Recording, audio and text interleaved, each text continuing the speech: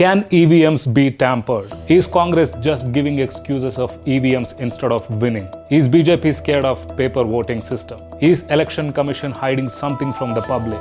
What actually happened in the EVM case? There are so many doubts around EVM machines. Let's get deep into the most controversial discussion of elections 2024.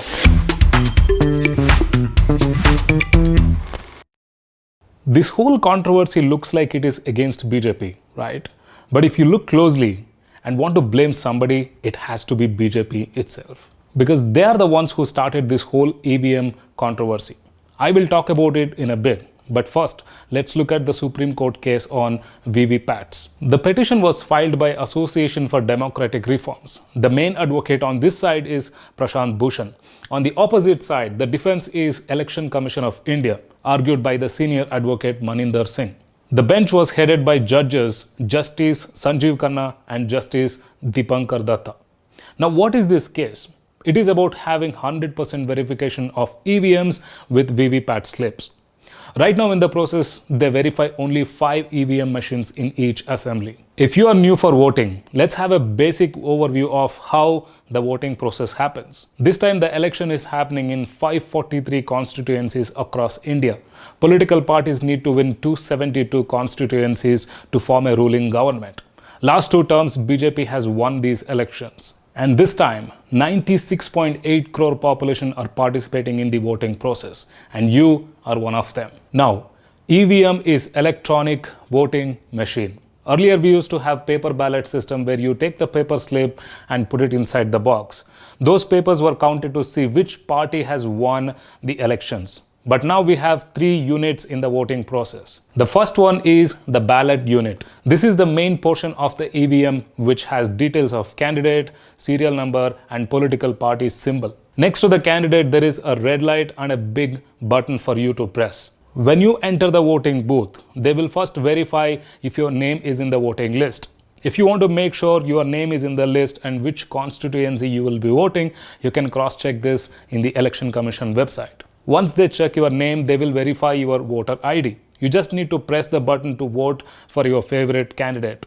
That is the ballot unit. The second important machine in this EVM process is the VVPAT, Voter Verifiable Paper Audit Trail. As soon as you press the button, a red color light will come on, then a paper slip will be printed inside the VVPAT and it will be shown to you where the light will be on for 7 seconds. A loud beep sound comes during this time. This is for you to confirm which party you have voted for. The third segment of this process is the control unit. There is a memory card chip installed inside the machine for storing all the voter records. Every control unit comes with 4 MB of memory card. Now this is the voting process. Why are people against EVM machines and why did the case go to the highest court in India, which is Supreme Court? The biggest doubt for voters is the VVPAT machine where the slip is shown for 7 seconds. Voters have no idea if the print actually fell inside or any other party print has been sent inside without the knowledge of voters. There is no 100% transparency in this particular segment. This is what the whole case is about. Let's look at the arguments in the court. Argument 1. Going back to the paper ballot voting system like how we used to have earlier. The Supreme Court straight away rejected this discussion, which is fair. I am also in favor of the Supreme Court because it is a laborious process and doesn't make sense going backwards in the technology. Argument 2. Anyway, VVPAT slips are already printed. Just give the printed slip to the voters. This way there is transparency in the voting process. Though the Election Commission confirms that it is 100% accurate, voters still have doubts in their minds. Argument 3. 100% verification of VVPATs with EVMs. This is the biggest argument in the affidavit filed by the petitioners. The argument is how many voters have been recorded in the EVM machine and how many slips are printed. Just tally this 100% in all constituencies. Currently, VVPAT paper slips of 5 randomly selected EVMs in each assembly constituency are physically verified to confirm if there is accuracy in the election. Election Commission argues that there is absolutely no mismatch and it is accurate. There is no need to verify all the printed slips. That is what the Election Commission of India is saying, but this will not clear the doubts in the minds of people. Argument 4. At least make the glass fully transparent and let the light be on throughout. Why only 7 seconds? Let the voter see what is happening in the entire printing process. However, the Supreme Court is saying to trust the process.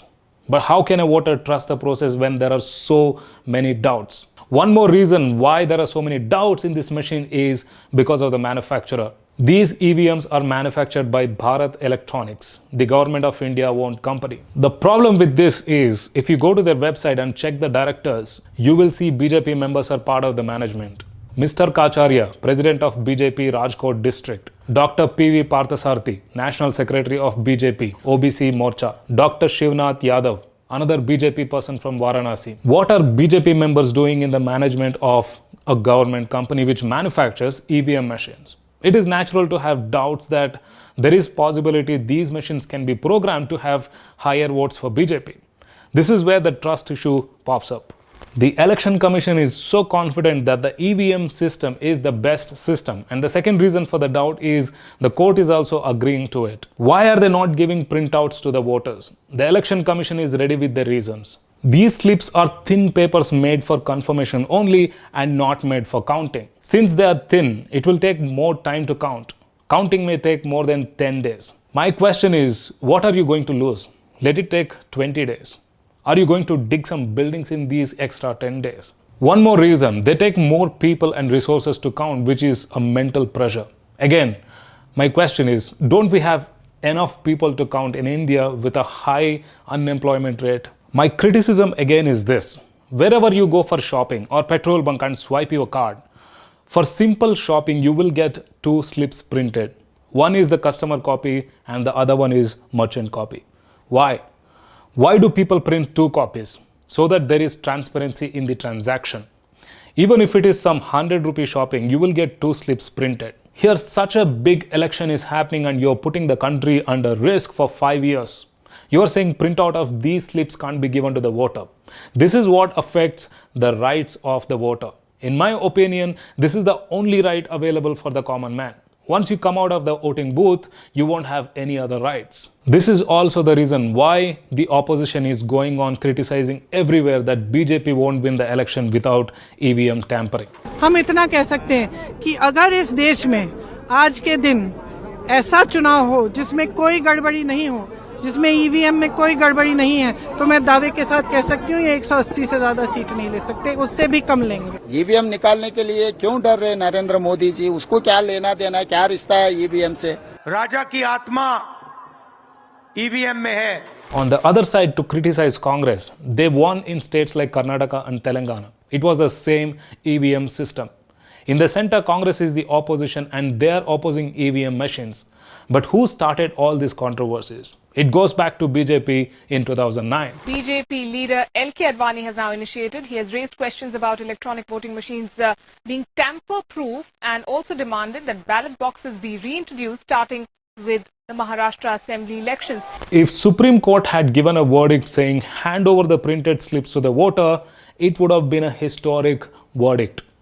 But the court reserved the judgment. It means going through the arguments of both April 16 and April 18, all I take away from this case is nothing. The advocates are asking the court to make the voting 100% transparent, and the court is saying go with the Election Commission. However, let's see how the case is going to turn out. Meanwhile, what do you think about EVMs? Share your opinions in the comment segment, and I will see you in the next video.